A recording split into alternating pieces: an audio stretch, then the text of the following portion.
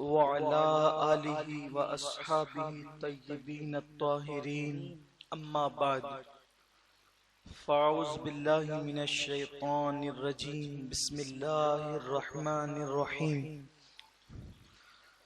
وَلَنَبْلُوَنَّكُمْ بِشَيْءٍ مِّنَ الْخَوْفِ وَالْجُوعِ وَنَقْصٍ مِّنَ الْأَمْوَالِ وَالْأَنفُسِ وَالثَّمَرَاتِ وَبَشِّرِ الصَّابِرِينَ الَّذِينَ إِذَا أَصَابَتْهُم مُّصِيبَةٌ قَالُوا إِنَّا لِلَّهِ وَإِنَّا إِلَيْهِ رَاجِعُونَ صدق اللہ العظیم۔ غوث اعظم بمنے بے سر و ساما مدد قبلہ دین مدد کعبہ ایمان مدد بگردہ بے بلا افتاد کشتی ضعیفانو شکستہ رات پشتی بحق خواجہ عثمان ہارون مدد کن یا معین الدین چشتی مدد کن یا معین الدین چشتی مدد کن یا معین الدین چشتی۔ پڑھیے الصلاۃ والسلام علیک یا رسول اللہ، الصلاۃ والسلام علیک یا نبی اللہ، الصلاۃ والسلام علیک یا حبیب اللہ وعلی آلک واصحابک یا نور اللہ صلی اللہ تعالی علیہ وسلم۔ اسلامی سال کا یہ آخری مہینہ ہے جسے ذی الحجہ شریف کہتے ہیں، اور یہ بہت برکت والا مہینہ ہے اس لیے کہ اس مبارک مہینے میں اسلام کا ایک عظیم فریضہ جسے حج کہتے ہیں وہ ادا کیا جاتا ہے، اور اللہ تعالیٰ نے اس مہینے کی پہلی 10 راتوں کی قسم قرآن مقدس میں یاد فرمائی ہے۔ اس مہینے میں صدقہ دینا، کپڑے تقسیم کرنا، روزہ رکھنا بڑی فضیلت ہے۔ اس کے 10 دنوں میں جو ایک دن روزہ رکھے گا اللہ تبارک و تعالی اسے 1000 سال کی عبادت کا ثواب عطا فرمائے۔ اور اس مبارک مہینے میں اگر کسی بندے نے کسی مسلمان کو صدقہ دیا تو اللہ رب العزت پوری دنیا کے انسانوں کو صدقہ دینے کا ثواب عطا فرماتا ہے۔ اس مبارک مہینے میں ہم ایک کام اور بھی کرتے ہیں جس کو ہم قربانی کہتے ہیں۔ قربانی کے تعلق سے اللہ کے حبیب صلی اللہ علیہ وسلم فرماتے ہیں سنت ابیکم، یہ تمہارے باپ ابراہیم علیہ السلام کی سنت ہے۔ دراصل اللہ کے جتنے بھی بندے ہیں اللہ نے ان کا امتحان لیا، انہیں آزمایا۔ انسان امتحان کیوں لیتا ہے؟ امتحانات کیوں ہوتے ہیں؟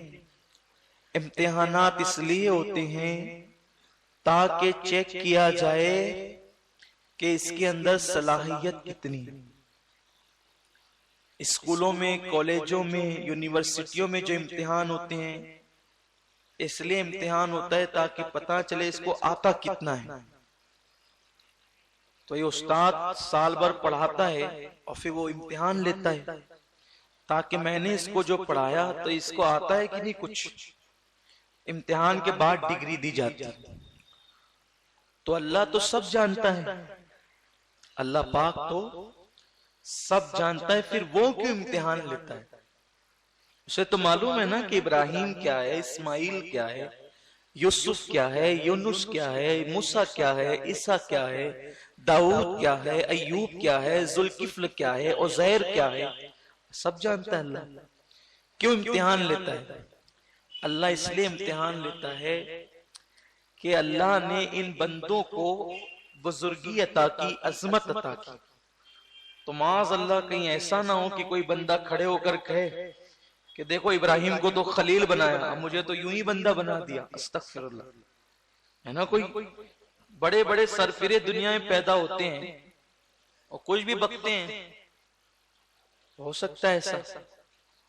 ایسے ایسے سرفرے لوگ دنیا میں موجود ہیں کہ بیدر کے ایک مفتی سے کسی نے مکے سے سوال کیا کہ رشید احمد گنگوہی صاحب نے یہ بات کہی جو تذکرۃ الرشید میں لکھی ہوئی ہے کہ آج ہدایت موقوف ہے رشید احمد کی اتباع پر، میری زبان سے جو بھی نکلتا ہے وہ حق کے سوا کچھ نہیں نکلتا۔ اب سوال پوچھنے والے نے سعودی سے اتنا پوچھا تھا، جواب دینے والے مفتی کو، مفتی تھا جواب دینے والا بیدر کا، اس کو چاہیے تھا وہ صحیح غلط جو کہنا تھا کہہ دیتا۔ اس نے کیا کیا کہ اس کو تو جواب دیتے نہیں بن پڑی، کیونکہ بات ہی ایسی غلط تھی، کتاب میں بات ہی ایسی غلط لکھی تھی کہ اس کا جواب دے ہی نہیں سکتا تھا انسان، کیونکہ اللہ نے اتباع کا حکم حضور کی اتباع کا حکم اور نجات حضور کی اتباع پر موقوف ہے۔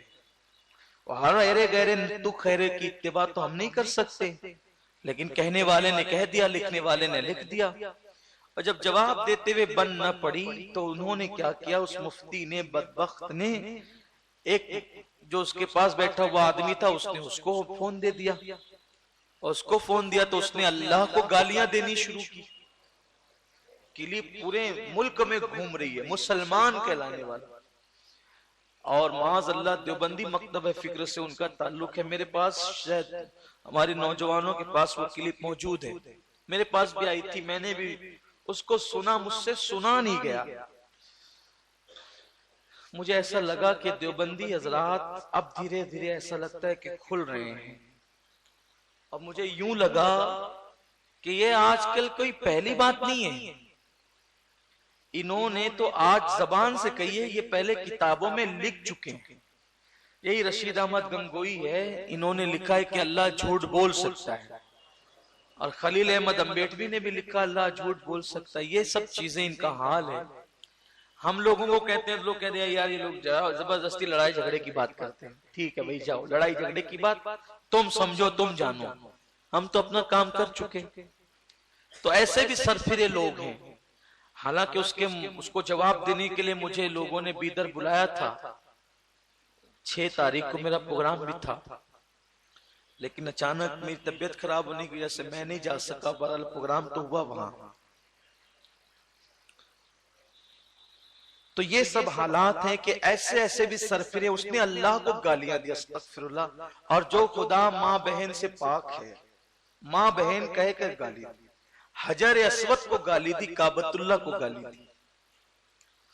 میں تو یہ بھی کہتا ہوں کہ مالیگاؤں کے دیوبندی حضرات کو بھی کم سے کم سوچنا چاہیے کہ جس خدا کے ٹکڑوں پہ وہ پلتے ہیں، کم از کم اب تو کفر کا فتویٰ تھے ان کے، اللہ کو گالیاں، کل تک اولیاء اللہ کو گالیاں دے رہے تھے تو سب کو اچھا لگ رہا تھا، اب اللہ کو گالی دی، اور ہے یہی بات، جو ولی اللہ کا دشمن ہوگا وہ اللہ ہی کا دشمن ہے، آج نہیں کل، کل نہیں پرسوں، اسے کھلنا ضرور ہے۔ یہ پردے میں چھپے تھے، آج اوپن ہو گئے، اللہ نے ننگا کر دیا ان کو۔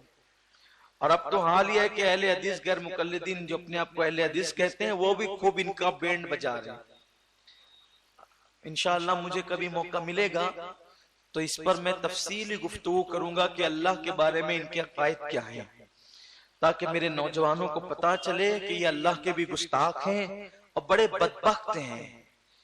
دیکھو بس اتنا یاد رکھو کہ یہ جو ہمیں اہل سنت و جماعت کا مسلک ملا ہے نا، یہ صحابہ سے اور حضور سے ملا ہے، بس اسی کا دامن پکڑے رہو اور دعا کرو کہ اللہ اسی پہ موت عطا فرمائے۔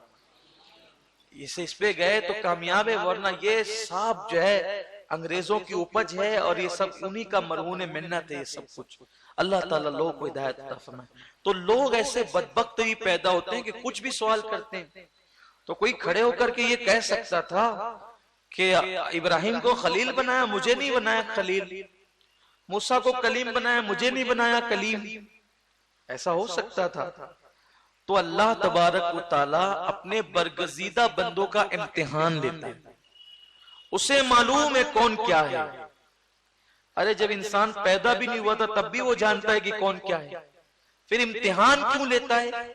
امتحان اس لیے لیتا ہے تاکہ بندوں کو پتا چلے کہ جس کو خلیل بنایا تو یوں ہی نہیں بنایا، جسے خلیل بنایا تو بہت جانچ کر کے خلیل بنایا، اور وہ تمہارے بس کا ہی نہیں ہے، جو وہ کر گزرے وہ تمہارے بس کا ہی نہیں ہے، تم کر ہی نہیں سکتے۔ وہ بڑے بڑے دعوے کرنا الگ بات ہے، اور جب قدرت امتحان لینے پر آئے، خدا امتحان لے تو پھر امتحان دے دینا یہ صرف اللہ والوں کی شان ہے، یہ اللہ والوں کا کام ہے۔ اور اس نے کہا ہم ضرور آزمائیں گے تمہیں، اور اللہ کے جو جتنا قریبی ہوگا اللہ اس کو اتنا زیادہ آزمائے گا۔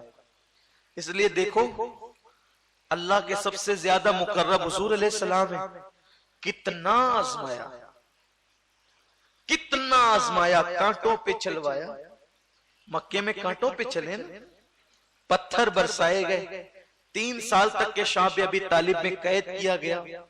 حضور کے گھر کے بچوں نے درخت کی چمڑیاں چبائی، درخت اونٹوں کی چمڑیاں چبائی، درخت کی پتیاں کھائی۔ آزمائش یا آزمائش ہے۔ آقا فرماتے ہیں اللہ کی راہ میں مجھے جتنا آزمایا گیا ہے اتنا کسی نبی کو بھی آزمایا نہیں گیا، اور حضور کے بعد نبیوں میں سب سے زیادہ کوئی آزمائے گئے تو حضرت ابراہیم خلیل اللہ ہے۔ اسی لیے ان کا مرتبہ ہمارے نبی صلی اللہ علیہ وآلہ وسلم کے بعد ہے۔ حضرت ابراہیم خلیل اللہ علیہ السلام کی پیدائش سے پہلے ہی ایک شخص تھا جس کا نام نمرود تھا، اور نمرود کو اللہ نے پوری دنیا پر حکومت عطا کی تھی۔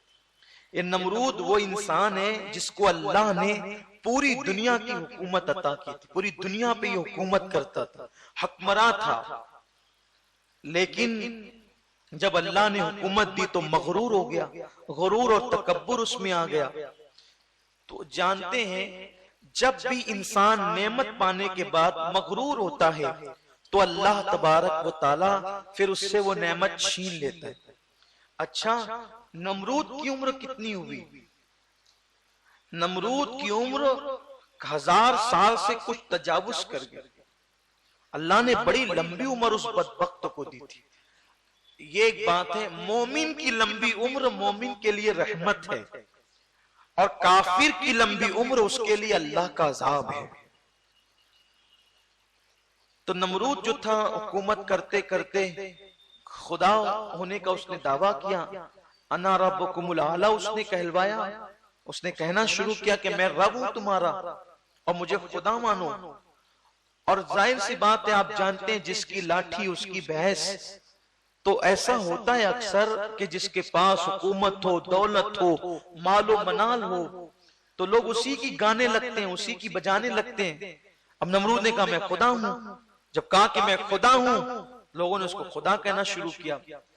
پھر اس نے 90 خدا بنائے، 1-2 پہ بس نہیں کیا، نمرود نے 90 خدا بنائے، 90 ستاروں کی شکل میں الگ خدا، سورج الگ خدا، چاند الگ خدا۔ اب اتنے سارے خداؤں کو ایک بندہ پوجے گا، عبادت کرے گا تو رہے گا کہاں؟ ایک خدا کی عبادت انسان صحیح سے نہیں کر پاتا، وہ اتنوں کو کہاں پوچھتے بیٹھے گا؟ اللہ تبارک و تعالیٰ نے حضور کی نالین کے صدقے ہم پر بڑا کرم فرمایا کہ ایمان کی دولت عطا کی۔ ہم ایسے خدا کی عبادت کرتے ہیں جو خود زندہ ہے اور لوگوں کو زندگیاں دیتا ہے، خود کھاتا نہیں ہے، اپنے بندوں کو کھلاتا ہے، اس کی شان کیا ہے؟ دیکھو اس کی شان اگر میں تمہیں بتاؤں تو وقت اسی پہ ختم ہو جائے. چند چیزیں اشارتاً بتاتا ہوں. ایک کنواں جسے زمزم کا کنواں کہتے ہیں، آج سے 4000 سال پہلے یہ خود سے نکلا. آج بھی اس کی گہرائی کوئی زیادہ نہیں ہے، لیکن کروڑوں لیٹر پانی ہر ہفتہ اس سے نکلتا ہے. کتنے کنویں اس کے بعد کھودے گئے اور سوکھ گئے، آج تک وہ کنواں کبھی سوکھا نہیں. اللہ کی قدرت دیکھو، ہمارے مذہب کی حقانیت، اسلام کی حقانیت دیکھو. اسی طرح بے شمار معجزات ہیں جو آج بھی ہم اپنی آنکھوں سے دیکھ سکتے ہیں اور نگاہوں سے دیکھ سکتے ہیں. اسلام کتنا حسین ترین اور حقانیت والا مذہب ہے کہ لوگ چاند پر گئے اور چاند پہ جانے کے بعد بڑے خوش ہوئے کہ ہم چاند پر آ گئے، اور ہم نے جو وہ چاند پہ آنے کے بعد بہت بڑا کارنامہ انجام دیا. لیکن جب وہ چاند پر پہنچے تو چاند پر پہنچنے کے بعد انہوں نے دیکھا کہ یہ چاند کبھی توڑا گیا تھا. یہ چاند کبھی توڑا گیا تھا اور توڑنے کے بعد کبھی جوڑا بھی گیا تھا. جیسے آئینہ ٹوٹ کر جوڑا جائے تو اس میں سے ایک ہلکا سا نشان ہوتا ہے، ایسے انہوں نے وہاں محسوس کیا. تو انہوں نے تحقیق کی کہ اتنا بڑا چاند جو زمین سے بہت بڑا ہے تو اس کو کیسے توڑا جا سکتا ہے، اور توڑ لیا گیا تو پھر جوڑا کیسے جا سکتا ہے.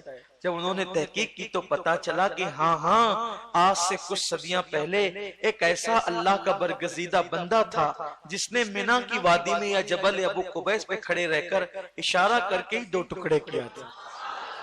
اور توڑنا تو سب کو آتا ہے لیکن انہوں نے جوڑ بھی دیا تھا. حضور علیہ السلام نے توڑا بھی تھا اور جوڑا بھی تھا. قربان جائیں، جب ان کے انگلی کے اشارے کی شان یہ ہے انگلی کے، تو ان کے پنجوں کی شان کیا ہوگی؟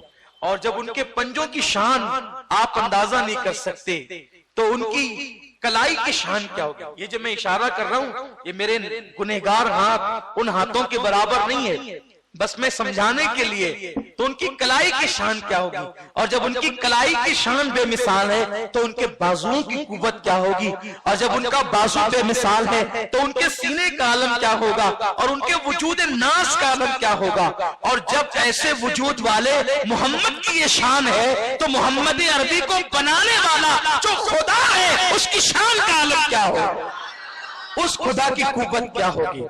ہم تو اس اندیکھے خدا کو حضور کے ذریعے سے مانتے ہیں کہ جب یہ ایسے ہیں تو وہ کیسا ہوگا. اتنا بڑا رسول ہے، اتنا بڑا رسول ہے. دیکھو لوگوں نے جو سورج کو، چاند کو یہ بنایا نا، خدا بنایا. آج بھی ہندوستان کے اندر ایک چیز چل رہی ہے کہ سورج کو نمسکار کرو. سورج کو اسکولوں میں جو وہ لوگ چاہتے ہیں کہ یہ عام ہو جائے، اور خاص طور پر گورنمنٹ کے اسکولوں میں کہ سورج کو نمسکار کرو. پہلی بات تو مذہب اسلام میں نمسکار کہنا یہی حرام ہے. ہم کسی کو، عام انسان کو بھی نمسکار نہیں کر سکتے. ہمارے یہاں ہمارا اپنا ایک سلام ہے، ہم سلام کرتے ہیں. اگر کسی کافر کو بطور ضرورت اس کو کچھ کہنا پڑے تو ہم اس کو گڈ مارننگ کہہ دیں، گڈ ایوننگ کہہ دیں، اور اپنے حساب سے گڈ آفٹر نون کہہ دیں. یہ آپ کہیں، لیکن البتہ ہم نمسکار نہیں کر سکتے. نہ کسی کافر کو سلام کر سکتے ہیں، نہ اس کو نمسکار کر سکتے. لوگ نمستے بھی کہتے ہیں، نمسکار بھی کہتے ہیں. اس کا اصل مفہوم ہوتا ہے نمو سیویکار. تو یہ جو نمو سیویکار ہے اس کا معنی اسلام میں جائز نہیں ہے، اس کی اجازت اسلام میں نہیں ہے. جب انسان کو ہم نمسکار نہیں کر سکتے تو سورج کو کیسے کریں؟ تو اور لوگ سورج کو کیوں نمسکار کرنے کی بات کر رہے ہیں؟ یہ سورج طاقتور ہے. لیکن یاد رکھیں، لوگوں نے جب طاقتور سمجھا مٹی کو تو پتھر سے مٹی ٹکرائی تو مٹی ٹوٹ گئی، تو لوگوں نے پتھر کو طاقتور سمجھا. لیکن جب پتھر آگ میں جلا تو لوگوں نے آگ کو طاقتور سمجھا، ٹکڑے ٹکڑے ہو گئے جل کر کے. لیکن جب اس آگ کو لوگوں نے دیکھا کہ پانی پڑا تو آگ بجھ گئی، تو لوگوں نے پانی کو طاقتور سمجھا، اور پانی جب طاقتور تھا تو پھر لوگوں نے یہ دیکھا کہ چاند جو ہے وہ اتنا طاقتور ہے کہ جس وقت وہ اپنی مخصوص تاریخوں میں سمندر پہ پڑتا ہے تو مد و جزر کے ذریعے سے وہ پانی کو اچھالتا ہے اور سمندر مد و جزر آ جاتا ہے، یا سورج کی شعائیں اس پہ پڑتی ہے تو وہ پانی بھاپ بن کر کے اڑ جاتا ہے۔ حیرت کی بات یہ ہے کہ جب سورج اور چاند اتنے طاقتور قرار دیے گئے کہ جو مٹی پتھر سے ٹوٹ گئی، جو پتھر آگ سے ٹکڑے ٹکڑے ہو گیا، جو آگ پانی سے جل بجھ گئی، اور پانی کو پھر سورج ہوا میں بادل بنا کر لے اڑا اور چاند نے مد و جزر کے ذریعے سے اس کو ادھر سے ادھر اتھل پتھل کر دیا، تو لوگوں کی رائے اس پر آ کر ٹک گئی کہ دنیا میں چاند و سورج سے زیادہ کوئی طاقتور نہیں ہے۔ اس لیے لوگ اس کے آگے ہاتھ جوڑنے لگے۔ میرے اللہ نے فرمایا حبیب دنیا تو اسے طاقتور مان رہی ہے، ایک کو توڑ کر کے بتا دے اور ایک کو واپس بلا کر کے بتا دے کہ ان کی طاقت نہیں ہے، طاقت تو میرے اندر ہے۔ لیکن جب اس کو طاقتور سمجھا تو لوگوں نے اس کے آگے ہاتھ جوڑ لیے۔ تو جب آپ واپس ایک کو بلاؤ گے اور ایک کو ٹکڑے کرو گے تو لوگ تمہیں خدا کہیں گے۔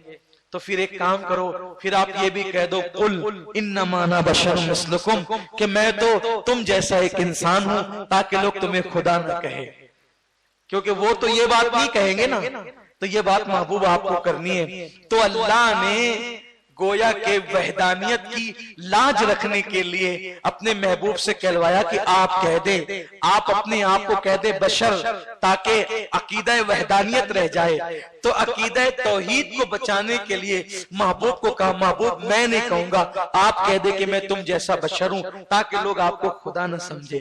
لیکن لوگ یہ بھی نہ سمجھے کہ اپنی طرح ہیں، کیونکہ اگر اپنی طرح ہوتے تو اشارے سے چاند ٹکڑے نہ ہوتا اور اشارے سے سورج نہ پلٹتا۔ تو یہ تو ان لوگوں نے دیکھ ہی لیا ہے، تو نہ اپنی طرح بشر سمجھیں گے نہ خدا سمجھیں گے، آپ کا جو مرتبہ ہے اس کے مطابق۔ لیکن کچھ بدعقل ایسے بھی پیدا ہو گئے، یہ سب بیان بھی کرتے ہیں پھر کہتے ہیں ہماری طرح۔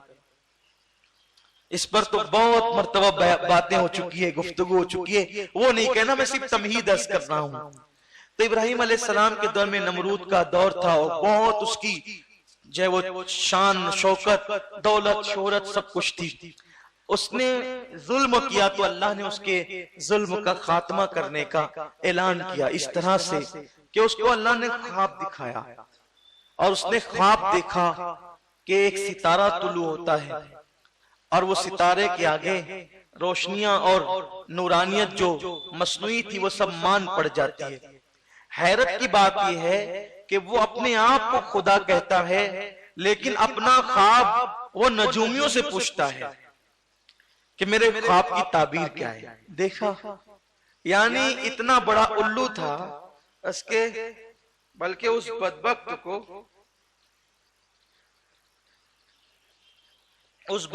کو اتنی بھی اس کی حیثیت نہیں کہ وہ اپنے خواب کی تعبیر ہی معلوم کر سکے، اس کو اتنی بھی اس کی حیثیت نہیں، اتنا بھی اس کے پاس علم نہیں تھا کہ وہ اپنے خواب کی تعبیر خود معلوم کر سکے۔ تو اس نے نجومیوں سے کہا کہ مجھے بتاؤ میرے خواب کی تعبیر کیا ہے۔ اور نجومیوں نے بتایا کہ تیرے خواب کی تعبیر یہ ہے کہ تیری سلطنت میں ایک بچہ پیدا ہوگا، اور وہ جو ہے تیری سلطنت کا خاتمے کا ذریعہ بنے گا۔ یاد ہمیشہ رکھنا کہ جب بھی حکومتوں نے خدا کو چیلنج کیا ہے تو اللہ نے پھر اس کے خاتمے کے لیے غیب سے اسباب پیدا کیے، کیونکہ اصل حکومت اللہ ہی کی ہے۔ اس لیے حکمرانوں کو چاہیے کہ وہ اپنی اوقات میں رہیں، اللہ کو نہ بھولیں، کیونکہ جب بھی اللہ کے بندوں پہ ظلم ہوتا ہے تو پھر اللہ ایسی جگہ سے شخصیت کو کھڑا کرتا ہے جہاں پر انسان کا گمان بھی نہیں جاتا۔ اس نے کہا اچھا اگر میری سلطنت کا کوئی خاتمہ کرنے والا پیدا ہوگا تو میں بچے پیدا ہی نہیں ہونے دوں گا۔ آج کل بھی لوگوں کا خیال یہ ہے بچے پیدا مت ہونے دو، نمرود کے چاہنے سے نہیں ہوا تو تمہارے چاہنے سے ہوگا۔ بچے پیدا مت ہونے دو، لگاؤ کسی بھی طرح سے پابندیاں۔ اللہ نے جس کی پیدائش لکھ دی ہے وہ تمہارے گھر میں بھی پیدا ہو کے رہے گا، وہ تمہاری نگاہوں میں بھی پیدا ہو کر کے رہے گا۔ اب مسلمانوں کو چاہیے کہ وہ بچوں پہ روک نہ لگائیں۔ ایسے ایسے شیطان آتے ہیں بہکانے کے لیے، اتنے بچے ہوں گے، رکھو گے کہاں؟ پڑھائی کیسے کرو گے؟ کھلاؤ گے کیا؟ تم نے کھلانا ہے، تم نے رکھنا ہے۔ جس خدا نے اتنی بڑی زمین بنائی ہے، کس کے لیے بنائی؟ جناتوں کے لیے تو نہیں، انسانوں کے لیے بنائی۔ اور ہم پیدا ہوئے، اللہ نے ہمارے لیے انتظام کر دیا تو ان کے لیے نہ کرے گا؟ ارے بچہ پیدا ہونے کے بعد گھر میں رہتا ہے نا، پیدا ہونے سے پہلے تو وہ ماں کے پیٹ میں رہتا ہے۔ بتاؤ ماں کے پیٹ میں رکھنا کہ انسان کے بس کی بات ہے؟ تو جو خدا ماں کے اتنے سے پیٹ میں ایک بچے کے لیے جگہ بنا دیتا ہے، تو کیا وہ زمین کے اوپر بچے کے لیے جگہ نہیں بنائے گا؟ کہاں اتنا بڑا بچہ، اتنا سا ماں کا پیٹ۔ ارے بچہ جب دنیا میں آتا ہے تو کیا یقین بھی ہوتا ہے کہ یہ پیٹ سے آیا ہے؟ کبھی بچہ بھی تو دیکھو، 10 منٹ کا بچہ دیکھو اور پیٹ پہ غور کرو کہ اتنے سے پیٹ میں اتنا بڑا بچہ کیسے رہتا ہے۔ یہ میرے اللہ کی قدرت ہے۔ وہ رکھتا کیسے؟ اور ذرا جیسے رہتا ہے ذرا ویسے بچے کو کر کے دیکھو، زندہ نہ رہے۔ ماں کے پیٹ میں بچہ یوں حالت سجدہ میں رہتا ہے، سارے اعضاء کو موڑ کے سجدے میں رہتا ہے۔ ذرا بچے کو 2 منٹ سجدے میں رکھ کے دیکھو پھر کیا حال ہوگا۔ اب اگر ذرا ذہن حاضر ہے تو ذرا سا اور آگے بڑھ کے سن لیں۔ ماں کے پیٹ میں حالت سجدے میں ہوتا ہے، لیکن پیدا ہونے کے بعد اگر اس بچے کو آپ 2 منٹ سجدے میں رکھے، بچہ مر جائے گا، سانس نہ لے سکے گا۔ لیکن یہ میرے نبی کا معجزہ ہے، تمہارا بچہ پیدا ہو تو 2 منٹ سجدے میں تم رکھو تو سانس نہ لے سکے، مر جائے، اور مصطفیٰ جان رحمت نے پیدا ہو کر ہی سجدہ کر کے بتایا، نہ میں تم جیسا نہ تمہارے بچوں جیسا۔ حضور سجدہ کر رہے ہیں، یہ شان اللہ کی، میرے رب کی شان ہے۔ حضور کا پہلا معجزہ یہ ہے کہ حضور علیہ السلام نے زمین پہ آ کے بچے کو رکھو گے نا سجدے میں تو اس کی ناک دب جائے گی، سانس نہیں لے گا، وہ مر جائے گا۔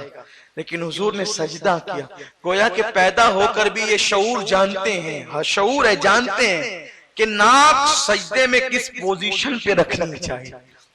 اسی لیے تو میرے امام نے کہا، گود میں حالت شباب، حال شباب کچھ نہ پوچھ۔ گود میں حالت شباب، حال شباب، ارے بچپنے میں وہ جوانوں کی طرح ہے تو وہ جوانی میں کیسے ہوں گے، اس کا تو کوئی بیان ہی نہیں ہو سکتا ہے۔ یہ میرے نبی کا معجزہ علیہ الصلوۃ والسلام۔ بہرحال گفتگو بہت دور نہ نکلے، شارٹ کرنا چاہتا ہوں کیونکہ مجھے تو فلسفہ قربانی تک کا سفر ابھی آپ کو طے کرانا ہے اور خود بھی طے کرنا ہے کہ قربانی کا فلسفہ کیا ہے، کیسے قربانی ہوئی۔ اور آپ لوگ سنتے ہیں ایمان تازہ ہوتا ہے۔ بہت شارٹ میں نکلنا چاہتا ہوں۔ تو جناب ابراہیم علیہ السلام کی پیدائش سے پہلے یہ کہا گیا کہ بچے پیدا نہیں ہونے دیں گے، اور وہ اعلان ہو گیا کہ سب الگ رہیں مرد عورتوں سے۔ بھئی جس کی حکومت ہے اس کی تو چلتی ہی ہے، لیکن حضرت ابراہیم علیہ السلام کے ابا جان حضرت طارق جو تھے، ابراہیم علیہ السلام ماں کے پیٹ میں آ چکے تھے۔ یہ سام بن نوح کی اولاد میں سے ہیں، حضرت طارق ابن ناخور ان کا نام ہے۔ اور یہ جو لوگوں میں مشہور ہے کہ آزر حضرت ابراہیم علیہ السلام کا باپ تھا، یہ غلط ہے۔ آزر چچا تھا، باپ نہیں تھا، اس لیے کہ نبی کا باپ مشرک نہیں ہوتا اور نہ نبی کی ماں مشرک ہوتی ہے۔ میں نے جمعہ میں بھی اس بات کو بیان کیا، اس لیے مشرک نہیں ہوتی چونکہ جمعہ کے اور رات کے لوگ الگ الگ ہیں، اس لیے اشارہ دینا چاہتا ہوں کیونکہ لوگ مضمون بھی لکھتے ہیں، اخبارات میں نے دیکھا کہ مضمون بھی لکھا تو لوگوں کو مغالطہ ہوا کہ قرآن میں آزر کے لیے ابا آیا ہے، تو وہ ابا سے غلطی کھا کر لوگوں نے کہا کہ یہ باپ تھا اس لیے ابا آیا ہے۔ لیکن آپ دیکھیں تو انگریزی کا بھی یہ قاعدہ ہے کہ فوفا کے لیے، ماموں کے لیے چچا کے لیے، بڑے ابا کے لیے، سب کے لیے ایک ہی لفظ بولا جاتا ہے، انکل۔ انکل بولتے ہیں تو اس سے چچا بھی مراد لیتے ہیں، ماموں بھی مراد لیتے ہیں، اور پھوپھا بھی مراد لیتے ہیں، انکل۔ ایسے ہی عربی میں جہاں ابا آتا ہے تو اس سے مراد چچا بھی لیتے ہیں اور اب باپ بھی لیتے ہیں اور دادا بھی لیتے ہیں۔ تب ترجمہ کرنے والے کی ہوش مندی پہ ہے کہ یہ کتنا پڑھا لکھا ہے، کہیں یہ جاہل تو نہیں ہے۔ تو اس لیے جب انگریزی کو آپ مان لیتے ہیں کہ ایک انکل، چچا، ماموں اور بڑے ابا پر بھی بولا جا سکتا ہے، پھوپھا پر بھی، تو پھر ابا کے لیے جھگڑا کیوں ہے؟ یہ جو قرآن میں اب آیا ہے ابا، اس سے مراد ہے چچا۔ نبی کا باپ کیوں کافر نہیں ہوتا، کیوں مشرک نہیں ہوتا؟ نبی کی ماں کیوں کافر و مشرک نہیں ہوتی؟ اس کی حکمت یہ ہے، دیکھیں آپ، ایک مقرر ہے، نعت خواں ہے، ناظم ہے، عالم ہے، مفتی شیخ الحدیث ہے، تقوی، پرہیزگاری سب اس کے اندر موجود ہے۔ ایک دم سر کے بالوں سے لے کے پیر کے ناخن تک بالکل صاف ستھرا ہے، آپ کی زبان میں دودھ کا دھلا ہوا ہے، لیکن اس کا باپ شرابی ہے۔ تو جب وہ شراب کے بارے میں تقریر کرے گا تو لوگ اس کو کیا کہیں گے؟ او چل بڑا آیا ہمیں شراب سے روکنے والا، تیرا باپ تو شرابی تھا۔ بولو یہ دو جملے اگر وہ بندہ سنے گا تو اس کی گردن نیچے ہوگی کہ نہیں ہوگی؟ کیا وہ شراب کی مخالفت کر سکے گا؟ اگر کسی کا باپ تاش کے پتے کھیلتا ہے، وہ کتنا ہی پاک دامن و پاک باز ہو، اگر وہ تاش کے پتوں پہ تقریر کرے اور چل تاش کے پتے کھیلنے والے آکے بولے چل ہمیں کیا روکنے آیا، تیرا باپ تو تاش کے پتے کھیلتا تھا، بولے اس کی گردن جھکے گی کہ نہیں جھکے گی؟ جھکے گی نا۔ تو اللہ اکبر، اگر کسی عالم، فقیہ، مفتی، محدث، شیخ الحدیث کا باپ بگڑا ہوا ہو تو اس عنوان پہ وہ تقریر نہیں کر سکتا، اگر کرے گا تو بگڑے ہوئے لوگ آکے اس کے منہ لگیں گے اور کہیں گے تو ہمیں روک رہے، جا تیرے باپ کو روک، کیونکہ تیرا باپ تو ایسا ہے، لیکن اس کے پاس کوئی جواب نہیں ہوگا۔ تو اللہ تو نبیوں کو شرک کے مخالفت پہ بھیجتا ہے، شرک کو روکنے کے لیے بھیجتا ہے۔ اگر نبی کے ماں باپ مشرک ہو جائیں تو جب وہ شرک کے خلاف تقریر کرے گا تو لوگ نبی کو تانا دیں گے، او ہمیں شرک کے خلاف تقریر کرنے والے، تیرا باپ تو خود مشرک تھا، تو نبی کی گردن جھک جائے گی۔ اللہ نبیوں کو ذلیل کرنے کے لیے نہیں بھیجتا، ان کے درد بلند کرنے کے لیے بھیجتا ہے۔ اس لیے اللہ اپنے انبیاء کو مشرکین نہیں بلکہ مومن باپ کی گود میں پیدا فرماتا ہے، اور ایسے ماں باپ دیتا ہے کہ جیسے نبی جیسا اس دور میں کوئی نہیں ہوتا، تو نبی کے ماں باپ جیسے بھی اس دور میں کوئی ماں باپ نہیں ہوتے۔ دور کیوں جاتے ہو؟ پھر آ جائیں اپنے عنوان کی طرف، اپنی زندگی کے مقصد کی طرف۔ ہمارے نبی جیسا کوئی نبی نہیں، ہمارے نبی کی امی جیسے کسی کی امی نہیں، ہمارے نبی کے ابو جیسے کسی کے ابو نہیں۔ ہمارے نبی کے ابو کیسے تھے کہ جب آپ گھر سے نکلتے تھے تو مکے کی عورتیں صرف جھانک جھانک کر عبداللہ کی زیارت کے لیے نکلتی تھی۔ کتنا حسین ہے یہ، کتنا حسین ہے یہ، کتنا حسین ہے یہ۔ اور نبی کی امی گھر سے نکلتی تھی تو بکریاں ان کو سجدے کرتی تھی۔ تو نبی کی ماں ایسی ہوتی ہے اور نبی کا باپ ایسا ہوتا ہے۔ اللہ نے نبی کے ماں باپ کو بنایا ایسے، اور نبی کی امی حضرت آمنہ کی امی تو ایسی تھی کہ آپ کے جسم میں حضور کی آمد ہوئی تو آپ کا جسم مہکتا تھا۔ مکے کی عورتیں چپکے چپکے آکے گھر میں پوچھتی تھی، بی بی آمنہ تیرے گھر میں تو اتنے فاقے ہوتے ہیں، تیرا شوہر بھی انتقال کر گئے، یہ تو خوشبو لاتی کہاں سے ہے؟ تو آمنہ مسکرا کے کہتی تھی، میرا کچھ نہیں ہے، جو میرے شکم میں ہے یہ خوشبو اسی کی محسوس ہوتی ہے۔ یہ شان ہوتی ہے، نبی کی ماں کی شان ہوتی ہے۔ حضرت عبداللہ کو ایک مکے کی کاہنہ عورت نے کہا تھا، عبداللہ تیرے باپ نے تجھے 100 اونٹ ذبح کر کے بچایا ہے، میں وہ 100 اونٹ تجھے دیتی ہوں، ایک بار تو میرے ساتھ زنا کر لے۔ حضرت عبداللہ نے کہا کہ استغفر اللہ، میں زنا کروں گا، زنا برا فعل ہے۔ آپ توجہ کریں، زنا زیادہ برا ہے یا شرک زیادہ برا ہے؟ بولیں شرک۔ کیوں؟ اس لیے کہ اللہ اگر چاہے تو زنا کرنے والے کو معاف کر دے، لیکن اس کا اعلان ہے کہ میں مشرک کو معاف نہیں کر. زانی جنت میں جا سکتا ہے لیکن مشرک جنت میں. تو جب نبی کے باپ زنا نہیں کر سکتے تو نبی کا باپ شرک کیسے کر سکتا ہے؟ تو جو نبی کو مشرک کا باپ، نبی کو مشرک کی اولاد کہتے ہیں، ان کو سوچنا چاہیے کہ کہیں ایسا تو نہیں کہ آپ جو ہیں کہیں کسی غلط روابط کی بنیاد پر آپ کا وجود ہے، کیونکہ آپ نبی کے والد پر ایسی بات کرتے ہیں، آزر کو زبردستی جوڑتے ہیں. ابراہیم کے باپ ابراہیم، ارے ابراہیم علیہ السلام کے والد کا نام تارک ہے، تارک ابن ناخور ہے. اور جب ان کی ولادت کا وقت آیا حضرت ابراہیم علیہ السلام کی، تو دونوں میاں بیوی نے مشورہ کیا، حضرت ابراہیم کے امی ابا نے، کہ یہ نمرود کو پتا چلے گا وہ تو ہمارے بچے کو مار ڈالے گا. تو ان کی امی نے کہا کچھ نہ سوچیں، اللہ پہ بھروسہ رکھیں، اللہ پہ، نبی کی ماں ہے، دیکھیں اللہ پہ بھروسہ کتنا ہے. کہا ہم جنگل جائیں گے اور میں بچے کو وہیں جنم دوں گی.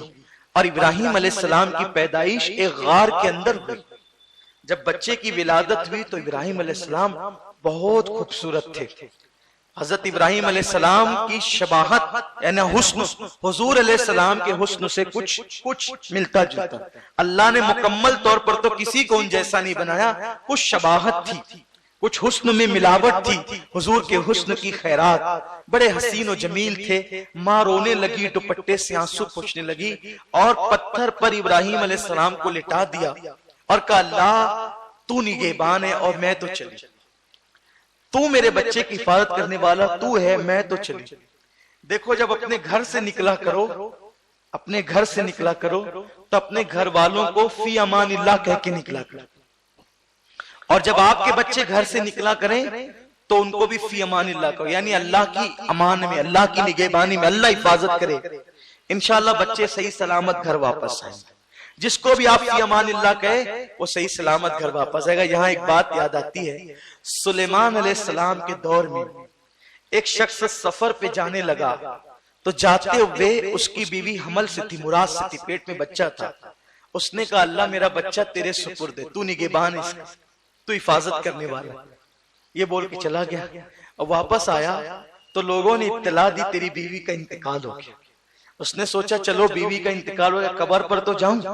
جب ایک قبر پہ پہنچا تو دیکھا کہ قبر کے اوپر ایک بچہ کھیل رہا ہے، قبر پہ بچہ کھیل رہا ہے. حیرت ہوئی، جنگل، درندے، قبرستان. آج قبرستان جو بستیوں میں ہوتا ہے اور بلکہ دیہاتوں کے قبرستان، آپ اگر یوپی وغیرہ میں جائیں گے، یوپی بہار میں، دوسرے شہروں میں جنگلوں میں ہوتا ہے قبرستان، اور یوپی بہار تو بہت دور ہے. آپ کے خاندیش کے اور آس پاس کے دیہاتوں میں جائیں، جنگلوں میں قبرستان ہوتا ہے، دیواریں بھی نہیں ہوتی. اتنے ترقی یافتہ دور میں یہ حال ہے قبرستانوں کا. تو بتائیے آپ اس دور میں ہزاروں سال پہلے کیا حال ہوگا. بلکہ اب تو شہروں میں بھی قبرستانوں میں کتے جو ہے وہ ہوتے ہیں، لاشیں وہ کھود کھود کے کھاتے ہیں. اللہ رحم و کرم فرمائے. لوگ توجہ نہیں کرتے، اللہ تعالیٰ لوگوں کو ہدایت عطا فرمائے. احترام چلا گیا ہے. تو دیکھو کہ قبر پہ جو ہے وہ بچہ کھیل رہا ہے. سوچا کس کا بچہ ہے؟ اور میری بیوی کی قبر پہ. غیب سے آواز آئی یہ بچہ تیرا ہے. عرض کی مولا بیوی مر گئی، بچہ. ارشاد ہوا بچہ تو نے ہماری امان میں دیا تھا، ہماری نگہبانی میں دیا تھا، سو ہم نے اس کی حفاظت کی. اگر بیوی کو دے دیتا تو اس کی بھی حفاظت کرتے، بیوی کو دیتا تو اس کی بھی حفاظت کرتے. اس لیے اللہ پر توکل ہونا چاہیے. ماں نے کہا اللہ میرا بیٹا کتنا خوبصورت ہے، تو نگہبان ہے، تیرے سپرد. دونوں نکل آ گئے، کیونکہ اگر یہاں نمرود کے آدمی ڈھونڈتے ہوئے آئیں گے تو ہمیں گرفتار کر لیں گے، پکڑ لیں گے. اور پھر کیا ہوا، یہ واپس لوٹے اور چند دنوں کے بعد، چند دنوں تک تو ماحول ہی نہیں رہا آنے جانے کا. چھپتے چھپاتے جب واپس آئے تو کیا دیکھا، اب تو یہ خیال تھا کہ پتہ نہیں بچے کا کیا ہوا ہوگا. تو جنگل کے جو درندے تھے وہ آس پاس ابراہیم علیہ السلام کی حفاظت کر رہے تھے، اور ابراہیم علیہ السلام اپنے منہ میں انگوٹھا ڈال کر کے چوس رہے تھے. جب انگوٹھا نکالا گیا تو ماں نے کیا دیکھا، اسی انگوٹھے سے دودھ نکل رہا ہے. جس کی انگلیوں سے پانی کے چشمے نکلنا ہے، اس کے صدقے میں اس کے دادا کے انگوٹھے سے اللہ نے دودھ جاری فرما دیا. یہ نبی کی شان ہوتی ہے. اس شان سے تو 8-10 سال تک حضرت ابراہیم علیہ السلام وہیں پر رہے، اسی جنگل میں. دیکھو اللہ کا امتحان، پیدا ہوتے امتحان شروع ہو گیا، بلکہ پیدائش سے پہلے امتحان شروع ہو گیا۔ 8-10 سال تک جنگل میں رہے، جنگل سے نہیں نکلے۔ نکل بھی کہہ سکتے تھے کہ نکلیں گے تو پتا چلے گا کہ یہ پابندی کے دنوں کا بچہ ہے تو قتل کر دے گا نمرود۔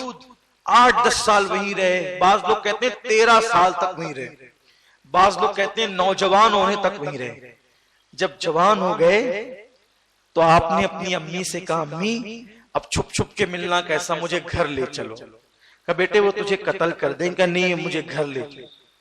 جب آپ کو گھر لایا گیا تو قوم نے دیکھا اتنا خوبصورت جوان، ابتدائی جوانی تھی، اتنا خوبصورت، اور چونکہ حضرت طارق کا سگا بھائی جو آزر تھا وہ بت بنا کر بیچتا تھا۔ حضرت ابراہیم علیہ السلام نے دیکھا کہ میرے گھر میں بت پرستی ہو رہی ہے، چچا ایسا کام کرتا ہے، بت بیچتا ہے۔ آپ نے اس کو سمجھایا پہلے، بے چچا یہ کام کے لوگ نہیں ہیں اور نہ یہ نفع پہنچا سکتے ہیں نہ نقصان پہنچا سکتے ہیں، ان کے پاس کوئی فائدے کی بات نہیں، میرا اللہ ہے شان والا ہے، زمین اور آسمان کا خالق و مالک ہے۔ وہ نہیں مانا تو آپ نے فرمایا کہ میں تیرے لیے مغفرت کی دعا کروں گا جب تک میرا اللہ مجھے منع نہ کرے۔ اور آپ نے پھر قوم سے پوچھا، جب قوم کے لوگ جمع ہو گئے میلے میں جانے کے لیے تو پوچھا کہ میرا رب کون ہے؟ یہاں لوگ بہت مغالطہ کھاتے ہیں، آپ نے پوچھا میرا رب کون ہے تو لوگ کہتے ہیں دیکھو ابراہیم کو معلوم نہیں تھا میرا رب کون ہے۔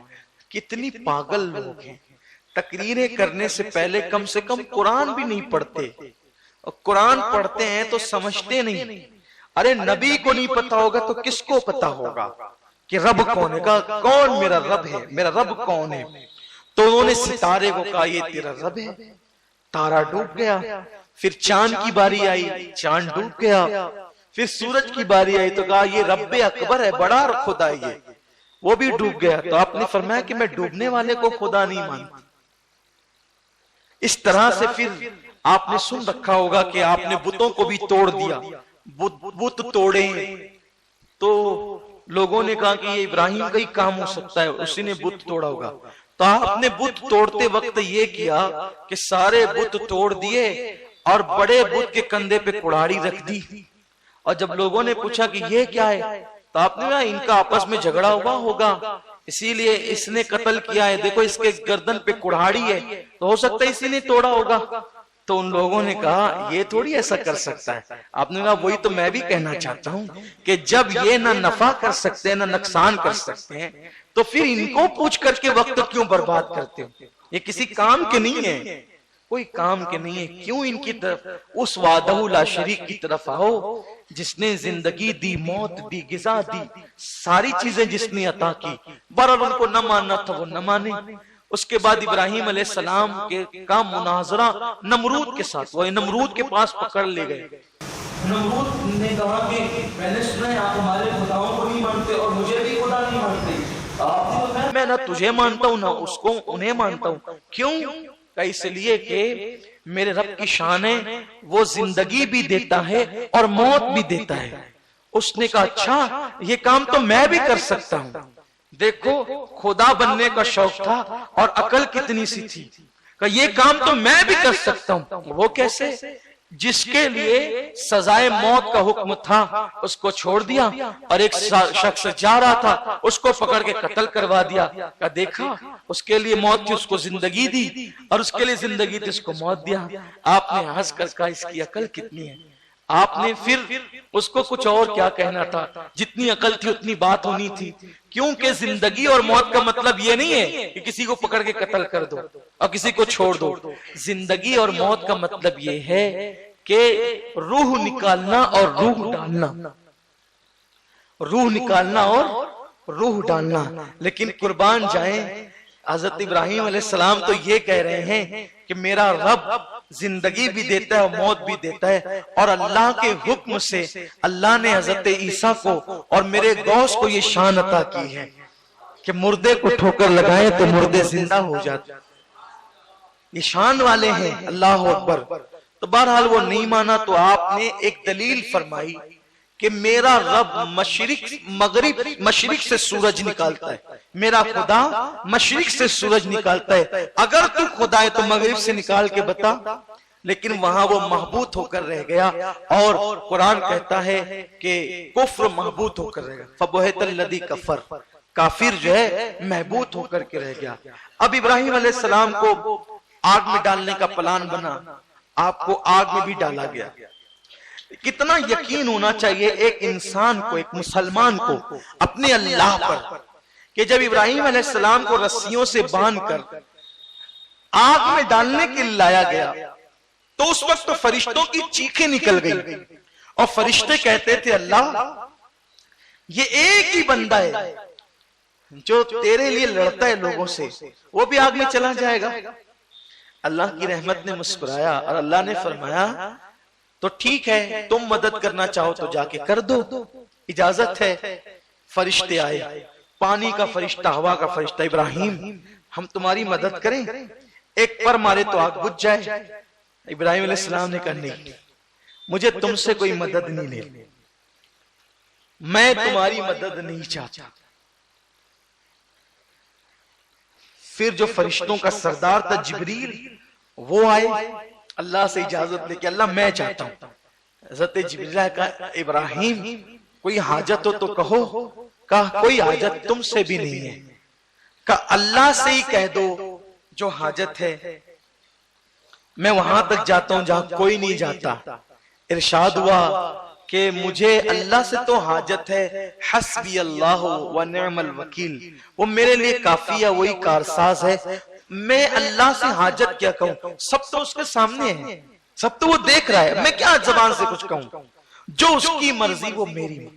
دیکھو اللہ سے مانگنا برا نہیں ہے، حکم ہے کہ اللہ سے مانگو، اللہ کو مانگنے والے بندے پسند ہے۔ ابراہیم کیوں نہیں مانگتے؟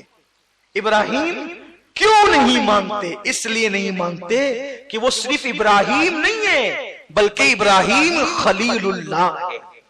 خلیل مطلب، اب یہاں بہت خاص بات، خلیل مطلب گہرا دوست۔ خلیل مطلب دوست نہیں، گہرا دوست۔ اللہ نے ابراہیم کو کیا بنایا؟ خلیل، گہرا دوست۔ گہرا دوست، دوست کیا ہوتا ہے؟ دوست کیا ہوتا ہے؟ وہ میں نے حدیث کئی بار پڑھی ہے، دوست اگر کسی کے کندھے پہ ہاتھ رکھ کر، ابن عباس کہتے ہیں نا، دوست اگر کسی کے کندھے پہ ہاتھ رکھ کے کہے چل، اور وہ پوچھے کہاں، تو وہ دوست نہیں ہو سکتا۔ دوست کسے کہتے ہیں؟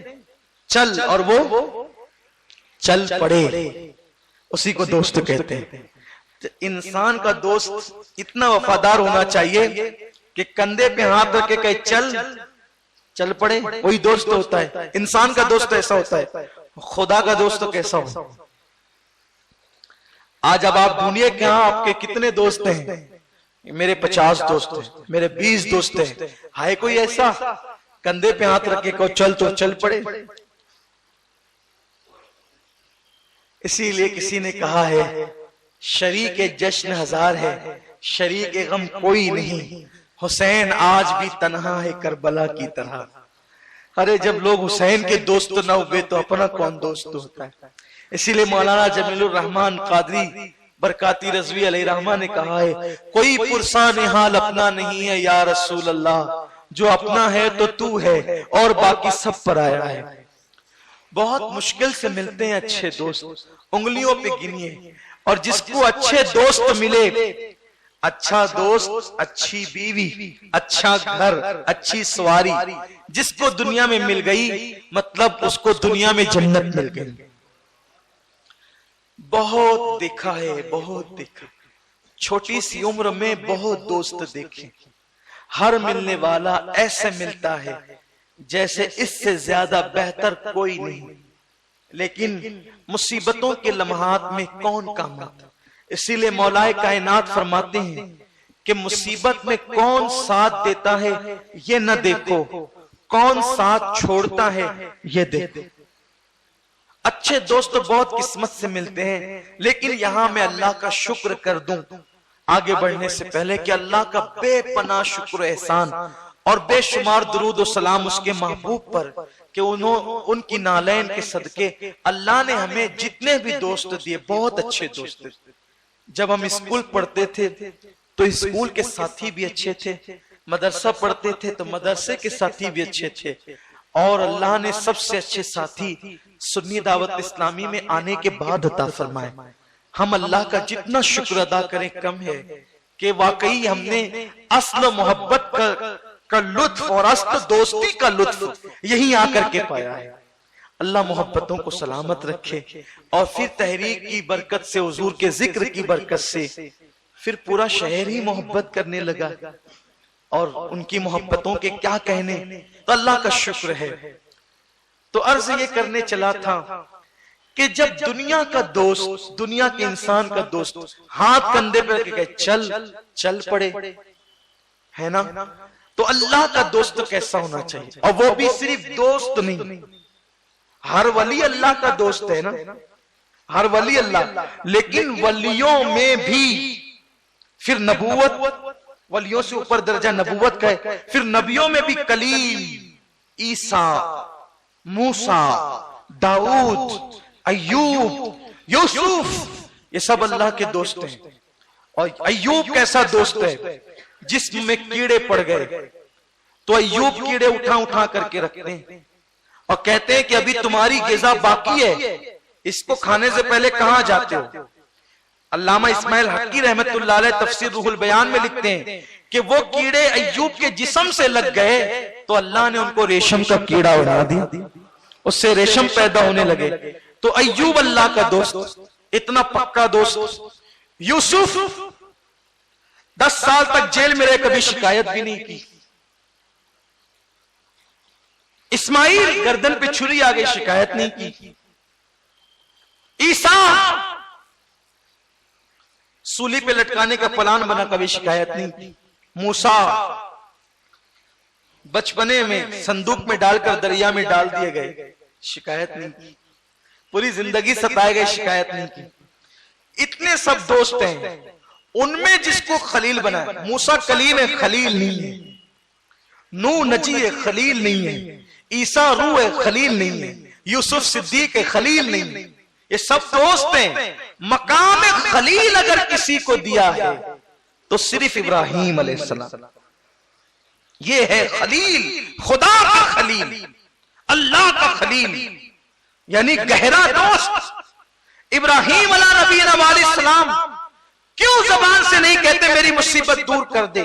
یہ تو بندے کا حق ہے جو اللہ نے اپنے کرم سے اپنے ذمے پر لیا ہے کہ جب اس کو مصیبت آئے تو اللہ سے مدد مانگے. اللہ نے اپنے کرم سے یہ لازم کیا ہے، اپنے ذمہ کرم پر لیا ہے کہ وہ اپنے بندوں کی مصیبتوں کو دور کرے جب وہ طلب کرے.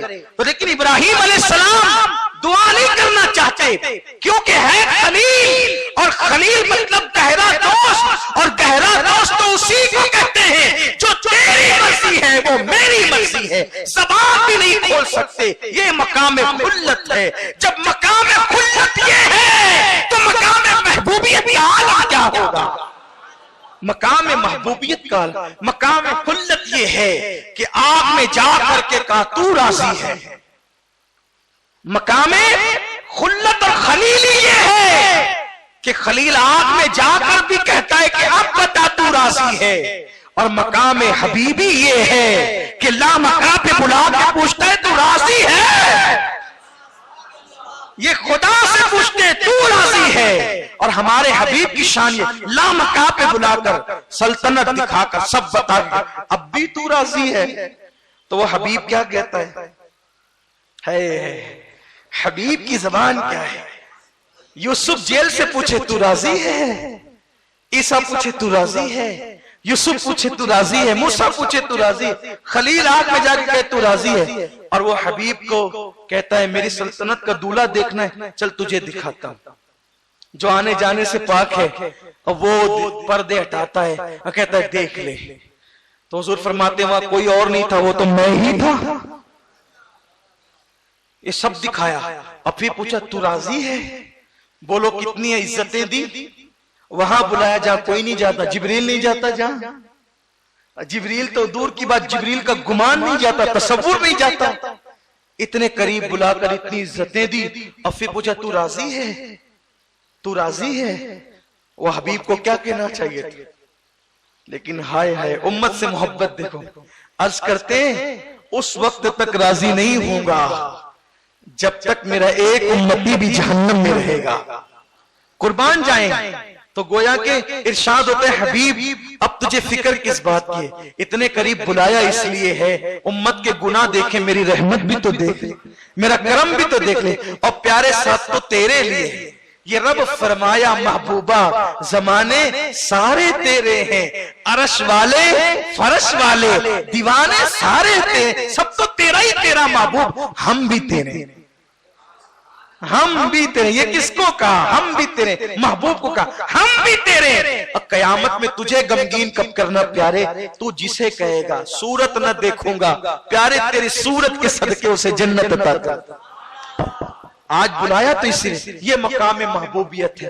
خلیل کہیں کہتے وہ دیکھ رہا ہے، اور جیسے ہی آپ کو آگ میں ڈالا گیا اللہ نے فرمایا یا نار کونی بردم وسلاما علی ابراہیم، اے آگ سلامتی کے ساتھ ابراہیم پہ ٹھنڈی ہو جا۔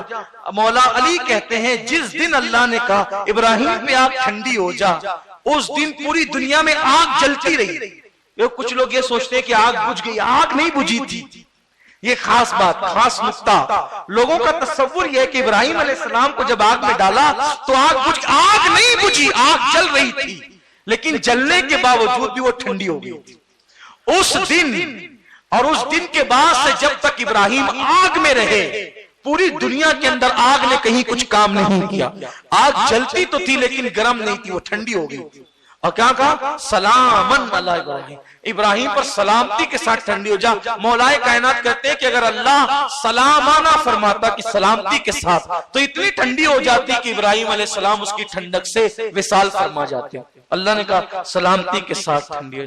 آپ آگ میں تھے اور گل و گلزار تھا، نمرود نے دیکھا ارے یہ تو آرام سے بیٹھے ہوئے ہیں، اور ان کا کرتا اتار کر کے ان کو آگ میں ڈالا گیا، یہ کرتا بھی پہنے ہوئے۔ جنت کا کرتا فرشتوں نے لا کے پہنایا تھا۔ دیکھو جب امتحان دینے والا اس شان سے دیتا ہے پھر انعام اس شان سے ملتا ہے۔ قوم کا حال یہ کوئی امتحان دینے کے لیے تیار نہیں ہے، لیکن ہر آدمی نتیجہ لینے کے لیے تیار۔ بھائی بغیر امتحان کا رزلٹ کیسے ملے گا؟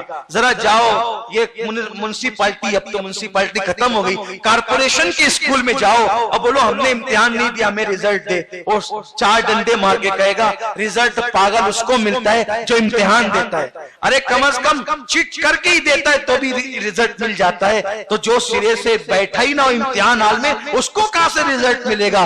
نادان جب دنیا کے ایگزام ہال میں بیٹھے بغیر رزلٹ نہیں ملتا تو اللہ کے امتحان میں کامیابی کے بغیر تجھے رزلٹ کیسے مل سکتا ہے؟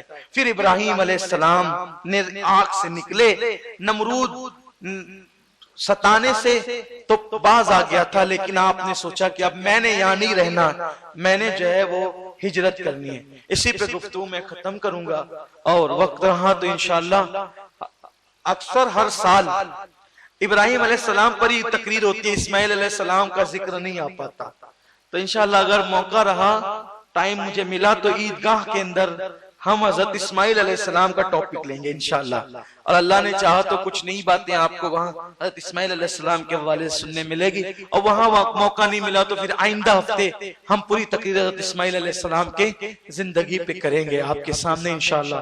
یہاں ایک بات عرض کر دوں اور اس کا خلاصہ بھی کر دوں جو بات میں نے ایک اشارے میں کہی تھی۔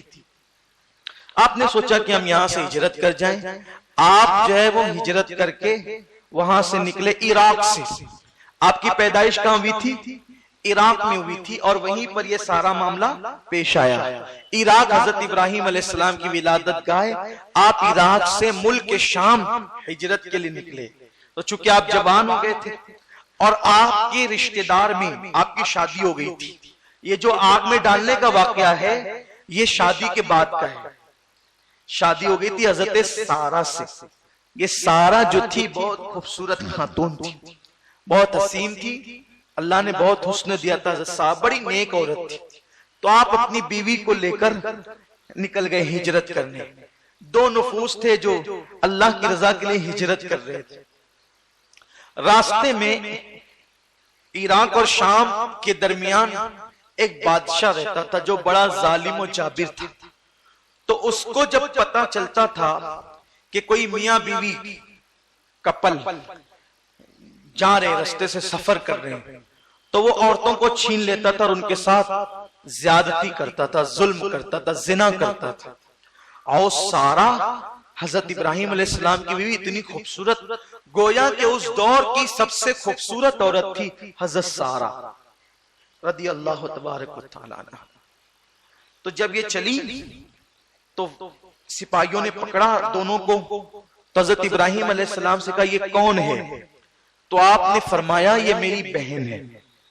حالانکہ تھی بیوی لیکن آپ نے کیا کہا؟ بہن ہے. 3 موقع ایسے آئے، 3 موقع کہ ان 3 موقعوں پر ابراہیم علیہ السلام نے زو معنی بات کی. حضرت ابراہیم علیہ السلام نے 3 موقع پر زو معنی بات، یعنی 2 معنی کی کہ وہ تھی بیوی لیکن کیا کہا؟ بہن ہے. کیونکہ تھی آدم کی بیٹی، اس رشتے سے تو ہر عورت دوسرے مرد کی بہن ہی ہوتی ہے. تو آپ نے کہ بھئی یہ اگر پتہ چلے گا کہ بیوی ہے پکڑ لے گا، چھین لے گا، نقصان پہنچائے گا. تو آپ نے کہا بہن ہے. حضرت سارا سے کہا کہ اگر وہ پوچھے تو یہی کہنا کہ میں ان کی بہن ہوں. مراد لینا کہ دینی بہن ہوں، آدم کی بیٹی ہوں، اس رشتے سے بہن ہوں. اور ایک مقام پر آپ نے فرمایا جب کفار آپ کو میلے میں لے جانے لگے تو آپ نے فرمایا کہ میں بیمار ہوں. اور بیماری سے مراد آپ نے یہ لیا کہ میرے دل میں جو ہے وہ اللہ تبارک و تعالی کے عشق کا مرض ہے. گویا کہ مرض عشق کا بیمار بھی کیا ہوتا ہے، جتنی کرتا ہے دوا درد سوا ہوتا ہے. یا یہ کہ تمہارے بتوں کی نفرت میرے دل کے اندر ہے، یا میں بیمار ہونے والوں وغیرہ وغیرہ. تو اس طرح سے 2 مقام ہو گئے. اور تیسرا مقام، ایک مقام یہ کہ آپ نے کہا کہ میں بیمار ہوں. ایک مقام یہ کہ جب بتوں کو توڑ دیا تو پوچھا کہ کس نے توڑا؟ تو کہا اسی نے توڑا ہوگا. تو زمانہ آپ نے بات کی. اور تیسرا یہ کہ آپ نے اپنی بیوی کو دینی بہن مراد لے کر کے بہن کہا. یہ 3 مقامات پر آپ نے زمانہ بات کی ہے. اللہ اکبر. لیکن اپنا حال تو یہ ہے کہ ہم لوگ اکثر منطقی بولتے رہتے ہیں.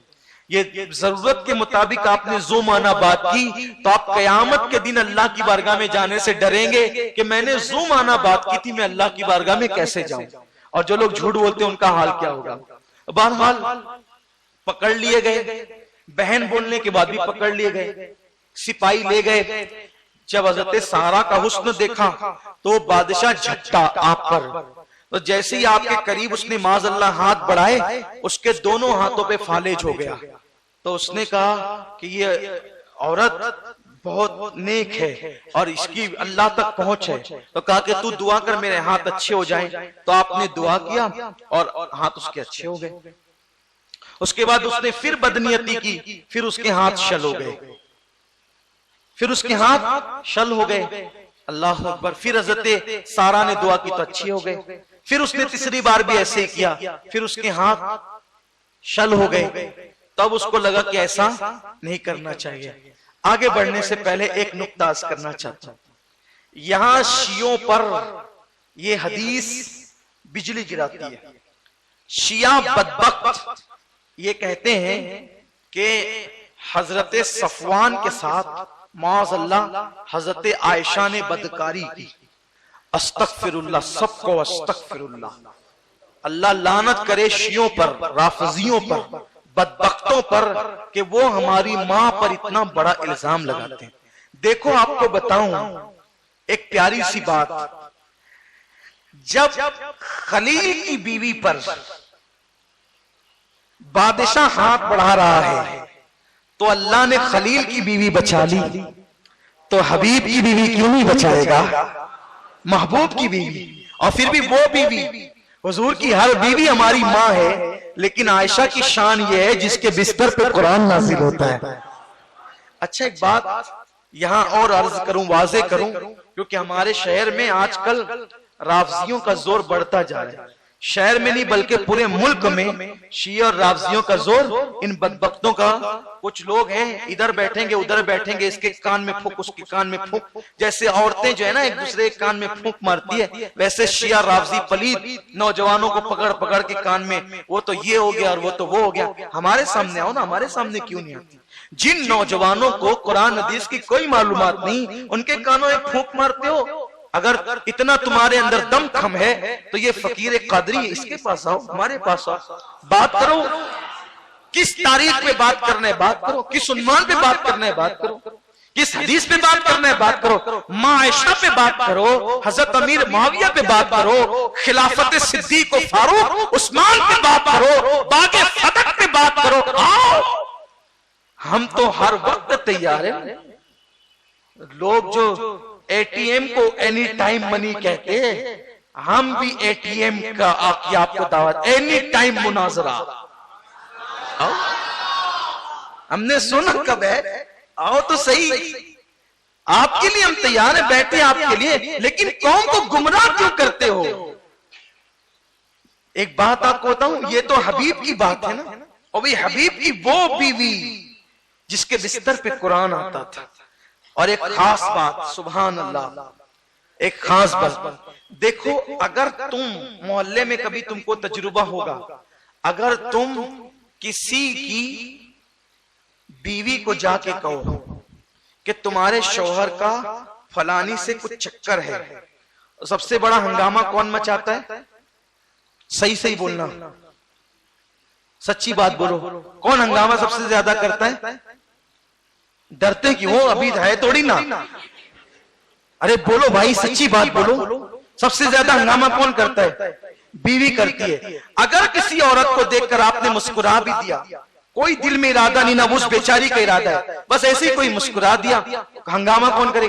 گسیا کے جا کے بیٹھ جائے گی, ہے نا, اس کو دیکھ کے مسکرایا کیوں؟ یہی ہوگا نا, کیونکہ بیوی اتنی غیرت مند ہوتی ہے کہ وہ چاہتی ہے کہ اس کا شوہر صرف اسی کا رہے, وہ شوہر میں شرکت, ارے نکاح کے بعد شرکت نہیں چاہتی تو ناجائز تعلقات کو کیسے برداشت کر لے گی؟ کوئی بیوی برداشت ہی نہیں کرتی. پنچایت بیٹھتے صرف کس بنیاد پہ؟ دیکھ کے ہنسا کیوں؟ یہی تو ہوتا ہے نا, کسی کا فون آ جائے اور کسی عورت کا 4 بات زیادہ کر لیجئے تو آپ نہیں دیکھ سکتے, دن بھر ایسا لگتا ہے کہ جیسے منہ کا زاویہ کچھ بڑھ گیا ہے. یہ عورتوں کا حال ہوتا ہے کسی سے بھی متعلق. اگر کوئی یہ کہے نا نہیں میری بیوی کوئی آبجیکشن نہیں لیتی, تو میں کہوں گا کہ بھائی صاحب آپ کی بات سچی نہیں ہے.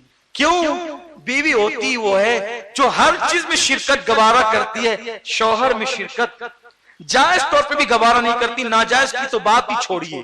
اب آئیے اصل عنوان کی طرف. دیکھو میں اس لیے آپ کو اتنا اتر کر کے بولتا ہوں تاکہ آپ کے دماغ میں بات آ جائے.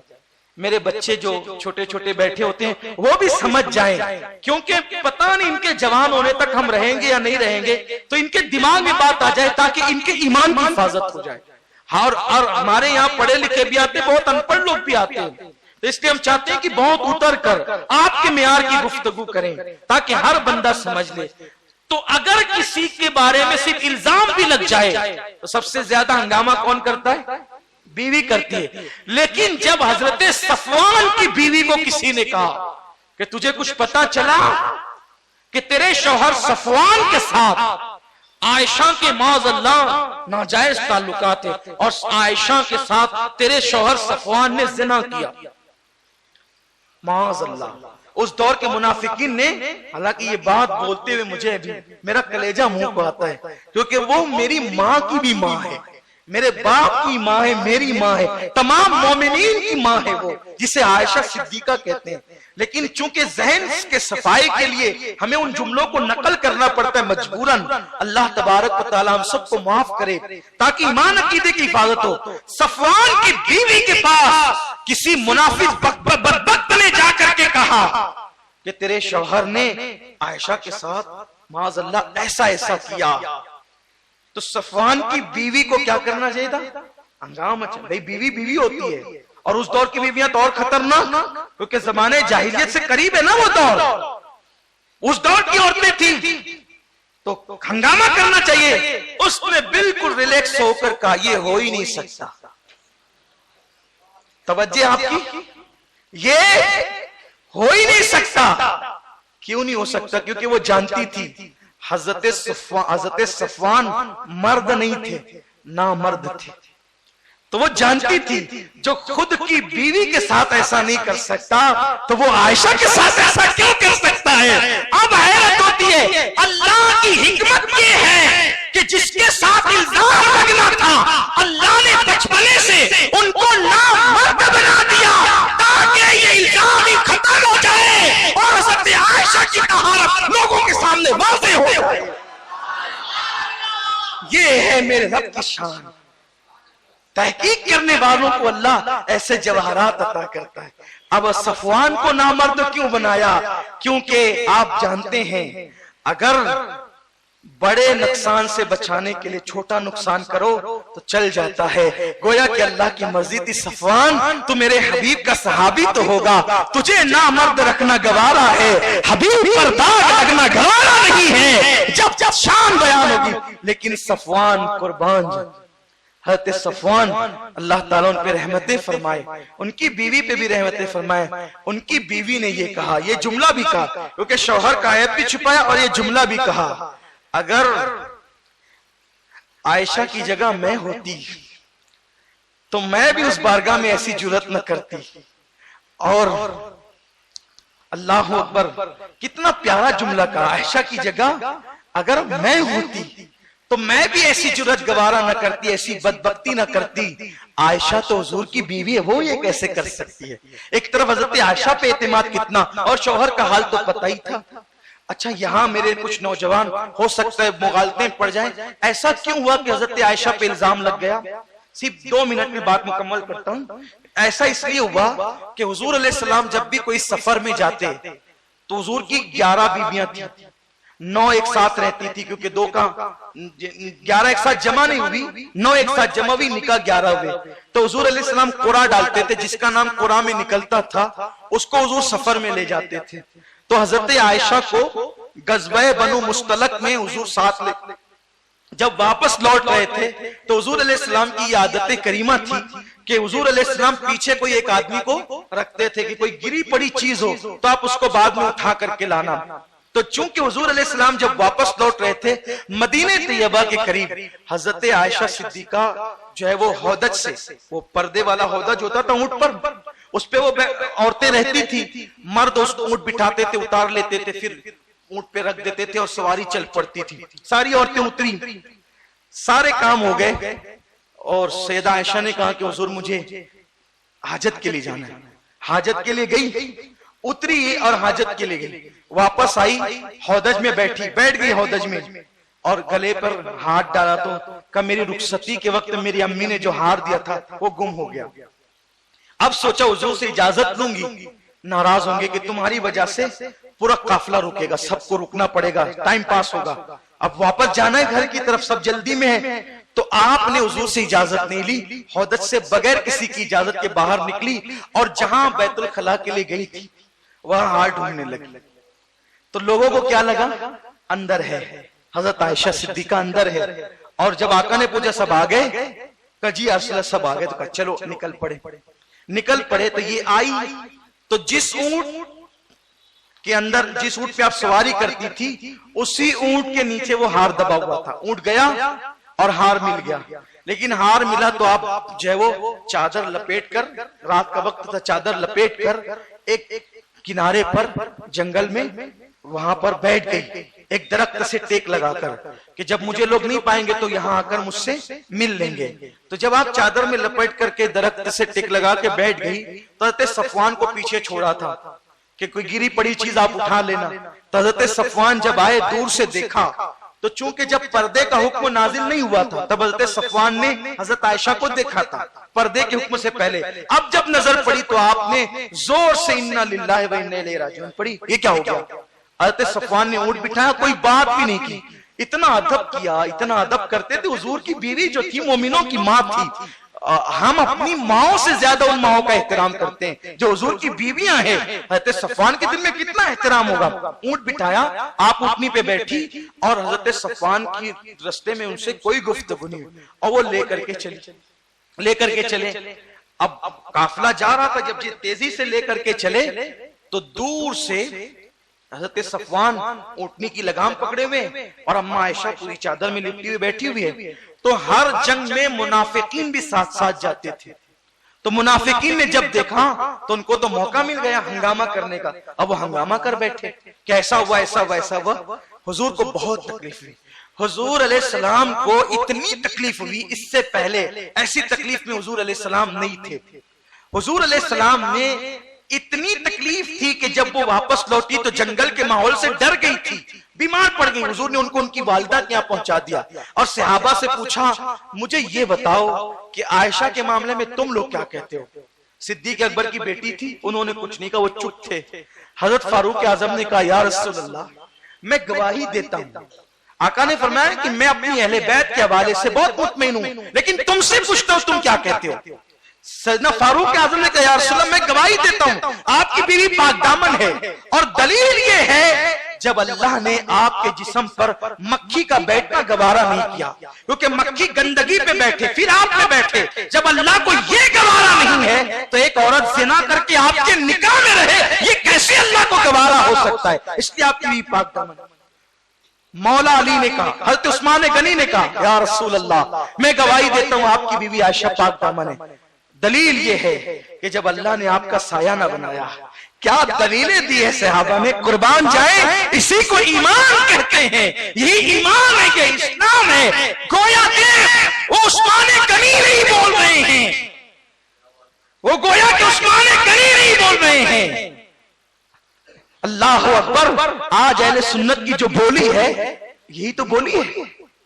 گویا کہ آج کا سنی مسلمان بول رہا ہے یا عثمان غنی کی بولی ہم بولتے ہیں.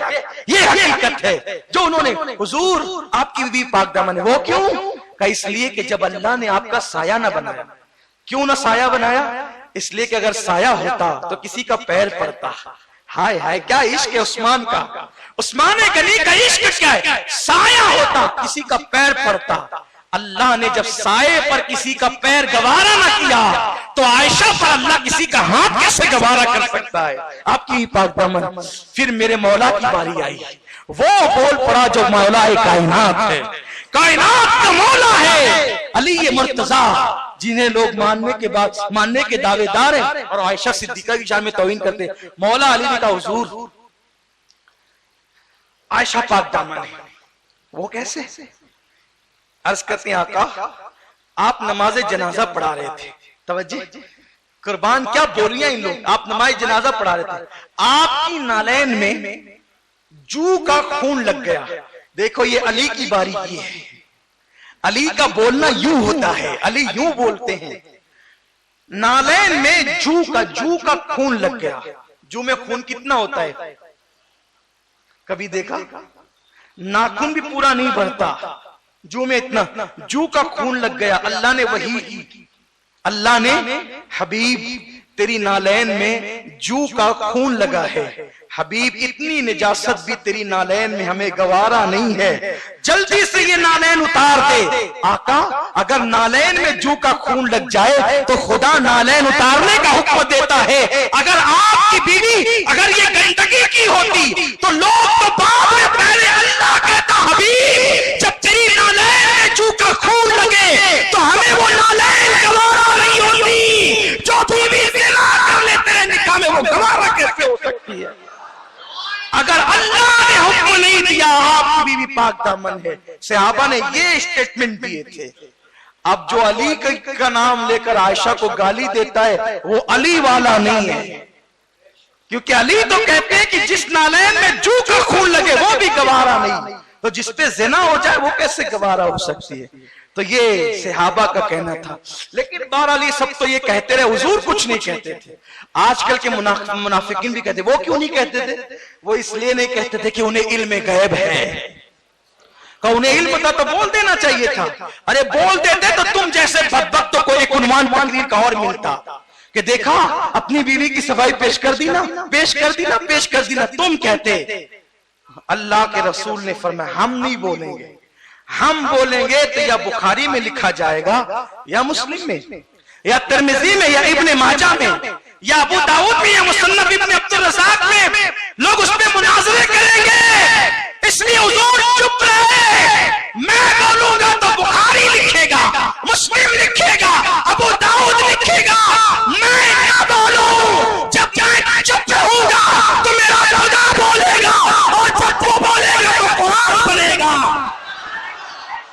جب وہ بولے گا تو قرآن بنے گا. اور قرآن میں بھی سورہ بقرہ میں نہیں, قرآن میں بھی سورہ یاسین میں نہیں, قرآن میں بھی سورہ کہف میں نہیں, ہر سورت میں ان کی طہارت آ سکتی تھی. بھیجا تو سورہ نور میں بھیجا, اور جس میں طہارت بیان کی اس کا نام نور رکھا. نور, ہر سورت عظمت والی ہے, نور ہی میں طہارت کیوں؟ اور جس میں طہارت ہے اس کا نام نور کیوں؟ اس کا نام نور کیوں؟